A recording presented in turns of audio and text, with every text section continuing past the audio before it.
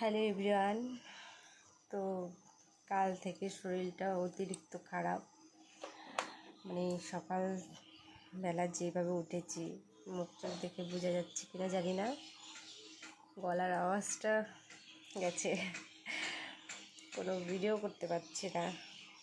আগের যে ভিডিও আছে সেগুলোই দিচ্ছি, কী করব, শরীরটা এতটাই খারাপ, গলাটা বসে গেছে, গলা ব্যথায় কালকে রাত্রে মানে এত কষ্ট হয়েছে বলে বোঝাতে পারবো না। আর সকাল থেকে সমস্ত কাজ সেরে এখন চান করে নিয়েছি, রান্না টান্না সব কিছু হয়ে গেছে, এখন পুজোটা দিব। আর ভিডিও জানি না দিতে পারবো কি না, কারণ শরীরটা অতিরিক্ত খারাপ, কথাটা বোঝা যাচ্ছে না। এখন পুজো দিব, তারপরে খাবো। দেখো, বাপের বাড়িতে তো মা, মানে শরীর যদি খারাপ থাকে মা সব কিছুই করে দেয়, আর শ্বশুর বাড়িতে তোমার শরীর যতই খারাপ থাক তোমাকে নিজেই সব কাজ করতে হবে।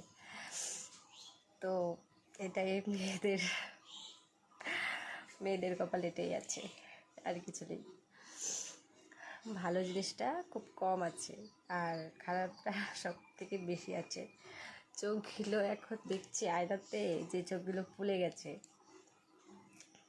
গলার আওয়াজটা পুরো বসে গেছে, তাও কালকের থেকে আজকে গলার আওয়াজটা একটু ঠিক আছে।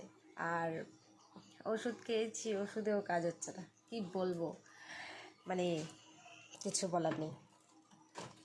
এখন স্নানটা সেরে এসে এই যে একটু সাজুগুজু করছি, কারণ নাহলে শরীরটা এতটাই খারাপ লাগবে যে ছেলেকে কে দেখবে। আমি মনে করি যতই শরীর খারাপ থাক, যদি তুমি শুয়ে বসে থাকো, মানে শুয়ে থাকো বসে থাকো, তাহলে সেই মানে শরীর খারাপটা, মানে যাই হোক, জ্বর হোক ঠান্ডা হোক কাশি হোক, সেগুলো তোমাকে ধরে বসে থাকবে।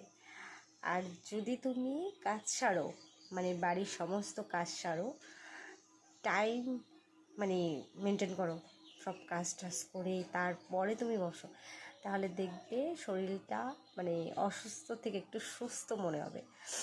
আমার শরীর কিন্তু অনেকটাই খারাপ, কিন্তু তারপরেও মানে সমস্ত কাজ টাজ সেরে এখন স্নান সেরে আসলাম, পুজোটা দেব। গোবিন্দকে পুজো না দিলে তো আমার হবে না, কারণ আমি পুজো না